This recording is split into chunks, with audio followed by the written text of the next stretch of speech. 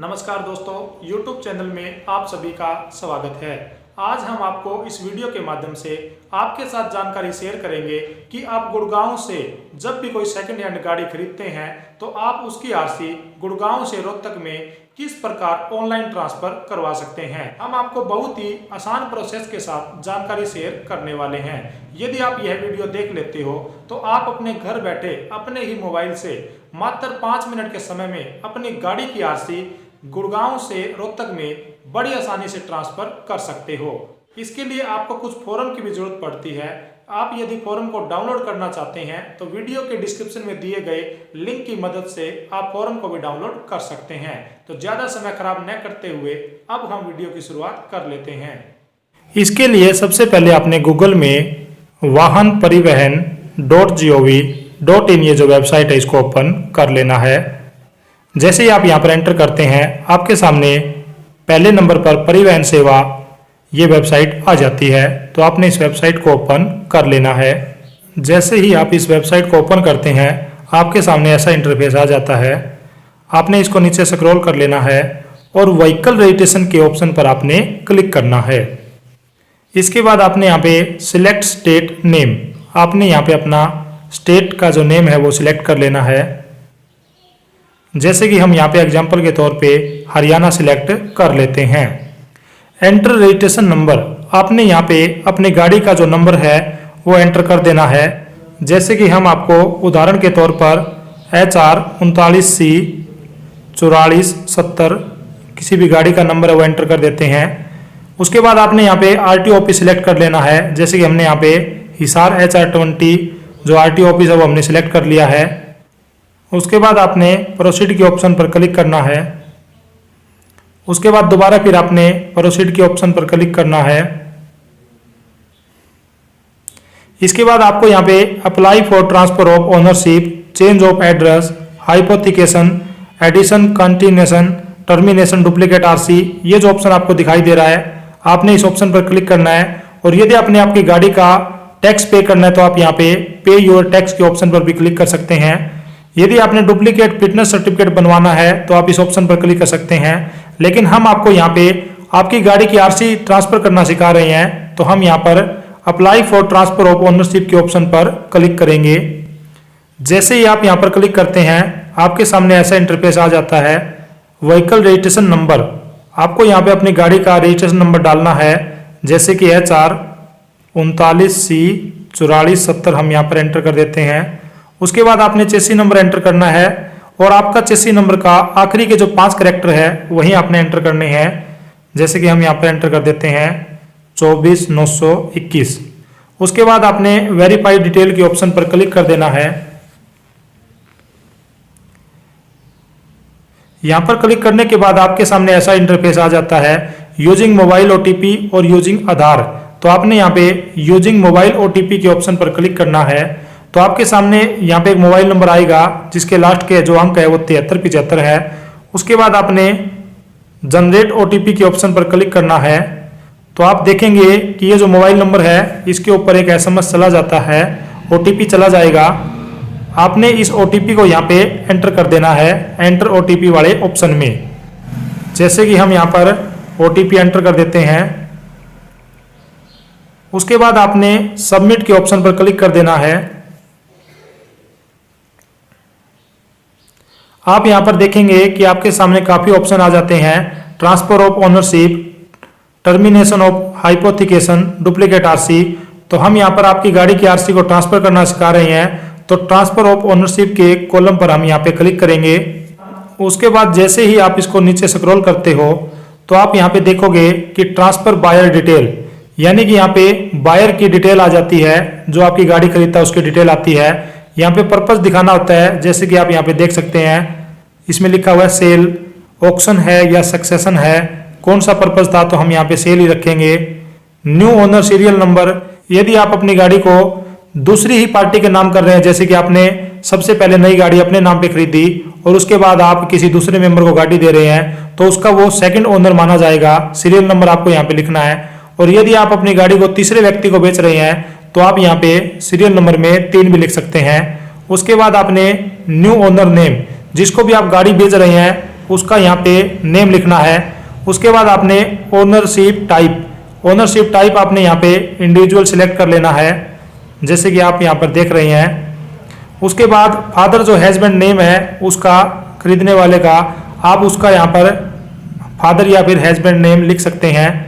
New owner category, उसकी category general है या फिर और कोई कैटेगरी है, आप यहाँ पे सिलेक्ट कर सकते हैं। ओबीसी है, अदर है, फिजिकली हैंडीकैप्ड है, तो आप उसकी जो कैटेगरी है वो भी सिलेक्ट कर सकते हैं। सेल अमाउंट, आप यहाँ पे अपनी गाड़ी की सेल अमाउंट भी लिख सकते हैं।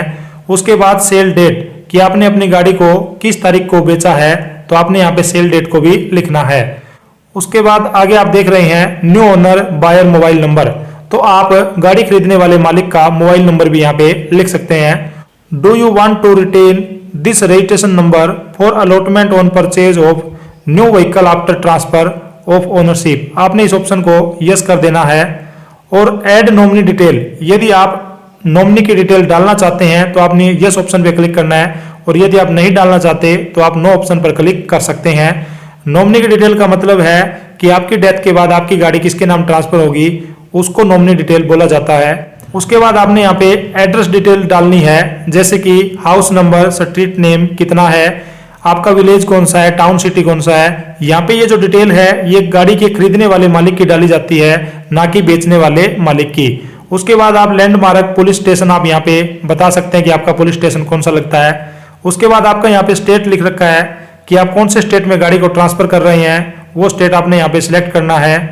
उसके बाद आपने यहाँ पे अपना डिस्ट्रिक्ट भी सिलेक्ट कर देना है, और आप उसका पिन कोड भी यहाँ पे आपने लिखना है। जैसे आप ये सभी जानकारियां एंटर कर देते हैं, उसके बाद यदि आपका परमानेंट एड्रेस और करंट एड्रेस सेम है तो आप इसके सेम एज करंट एड्रेस के ऑप्शन पर क्लिक करेंगे, और आपने ये जो डिटेल है आगे नहीं भरनी है, क्योंकि आपका परमानेंट एड्रेस और करंट जो एड्रेस है वो सेम है। उसके बाद आपने यहाँ पे इंश्योरेंस की डिटेल आ जाती है, जैसे कि आपकी गाड़ी का जो इंश्योरेंस जो टाइप है वो थर्ड पार्टी है या फर्स्ट पार्टी है, वो आपने यहाँ पे सिलेक्ट कर लेना है। इंश्योरेंस कंपनी आपकी कौन सी है, किस कंपनी से आपने इंश्योरेंस करवा रखा है, उस कंपनी का नाम आपने यहाँ पे सिलेक्ट कर लेना है। जैसे ही आप इस ऑप्शन पर क्लिक करते हैं आपके सामने काफी सारी कंपनी आ जाती है, तो आप अपनी गाड़ी के बीमे में आप अपनी कंपनी देख सकते हैं कि आप किस कंपनी का यहाँ पे बीमा करवाया हुआ है।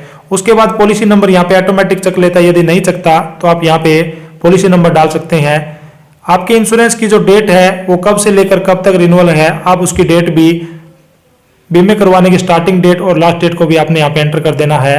तो आपने ये जो जानकारी है पूरी की पूरी यहाँ पे इसमें एंटर कर देनी है, और आपने ध्यान रखना है कि आप कोई भी जानकारी गलत तरीके से मत डाले, आपने बहुत ही सूझबूझ के साथ यहाँ पे अच्छे से जानकारी डालनी है। उसके बाद यहाँ पे आप फीस पैनल भी देख सकते हैं, ट्रांसफर ऑफ ओनरशिप, यानी कि आपको 500 रुपये ट्रांसफर ऑफ ओनरशिप की फीस लगेगी, और स्मार्ट कार्ड फीस, यदि आप स्मार्ट कार्ड बनवाते हैं तो आपको यहाँ पे 200 रुपये फीस देनी पड़ेगी।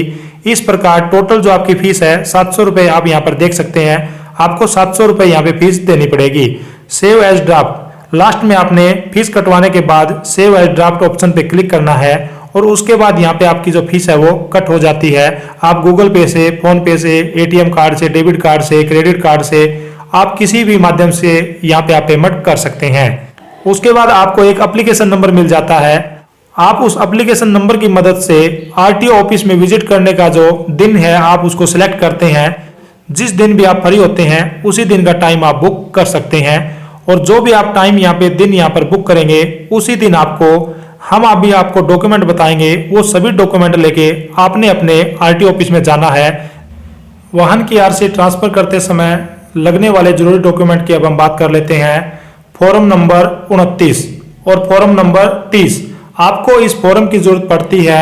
आप यह फॉर्म कोर्ट से या फिर आप फोटोस्टेट की दुकान से भी इस फॉर्म को ले सकते हैं, या फिर आप इस फॉर्म को वेबसाइट की मदद से गूगल से भी डाउनलोड कर सकते हैं, और आपने इस फॉर्म को अच्छे से भर लेना है।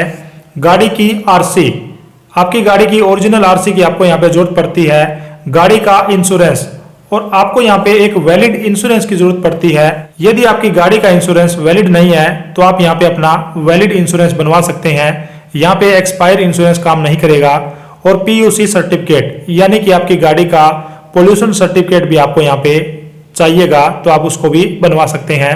गाड़ी का जो चेसी नंबर है उसको आपने पेंसिल की मदद से उस पेपर के ऊपर प्रिंट कर लेना है। कोई भी A4 प्लेन पेपर आप ले सकते हैं, उस पेपर के ऊपर आप पेंसिल की मदद से आपकी गाड़ी का जो चेसी नंबर है वो आपने प्रिंट कर लेना है। पैन कार्ड, गाड़ी बेचने और खरीदने वाले दोनों पार्टी का जो पैन कार्ड आपको यहाँ पे जरूरत पड़ती है। यदि आपके पास पैन कार्ड नहीं है तो आप फॉर्म नंबर 60 भी भर के दे सकते हैं।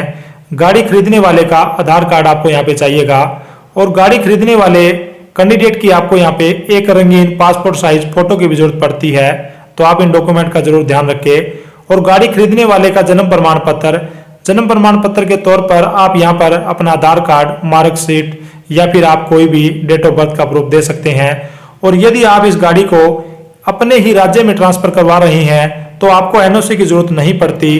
और यदि आप इस गाड़ी को एक स्टेट से दूसरे स्टेट के अंदर ट्रांसफर करवाते हैं तो आपको पहले वाले स्टेट से एनओसी लेनी पड़ती है और आपको यहाँ पे एनओसी की भी जरूरत पड़ेगी। एनओसी लेने के लिए आप हमारी नेक्स्ट आने वाली वीडियो को जरूर देखें कि आप अपने स्टेट से अपनी गाड़ी की एनओसी किस प्रकार निकलवा सकते हैं। हम आपको वहाँ पे उस वीडियो के माध्यम से आपके साथ जानकारी शेयर कर देंगे और उसका लिंक आपको वीडियो के डिस्क्रिप्शन में मिल जाएगा। तो आपको यदि एक स्टेट से दूसरे स्टेट में गाड़ी की आरसी ट्रांसफर करवानी है तो आपको एनओसी की जरूरत पड़ेगी, अन्यथा सेम स्टेट में गाड़ी को ट्रांसफर करवाते समय आपको एनओसी की जरूरत नहीं पड़ेगी। अब हम बात कर लेते हैं रोड टैक्स की कि आपको कितना टैक्स पे करना पड़ेगा। यदि आप दिल्ली से हरियाणा में या फिर दिल्ली से किसी भी अदर स्टेट में गाड़ी को ट्रांसफर करवाते हैं तो आपको रोड टैक्स पे करना पड़ेगा। यदि आप अपने ही स्टेट में गाड़ी ट्रांसफर करवाते हैं सेम स्टेट में तो आपको रोड टैक्स पे नहीं करना पड़ेगा। इस बात का भी आप लोग ध्यान रखें। तो आपको कितना टैक्स पे करने पड़ेगा इसकी जानकारी आप आरटीओ ऑफिस से ले सकते हैं। और यदि अब भी किसी साथी के मन में गाड़ी की आरसी ट्रांसफर करवाते समय कोई भी किसी भी प्रकार का सवाल या जवाब आपके मन में रह गया है तो आप अपना सवाल हमसे क्लियर कर सकते हैं। वीडियो में कमेंट के माध्यम से आप अपना सवाल लिख दें, हम आपके सवाल का तुरंत रिप्लाई करेंगे। और हमारे द्वारा दी गई जानकारी आपको कैसी लगी लाइक, शेयर और कमेंट के माध्यम से जरूर बताएं। धन्यवाद। जय हिंद।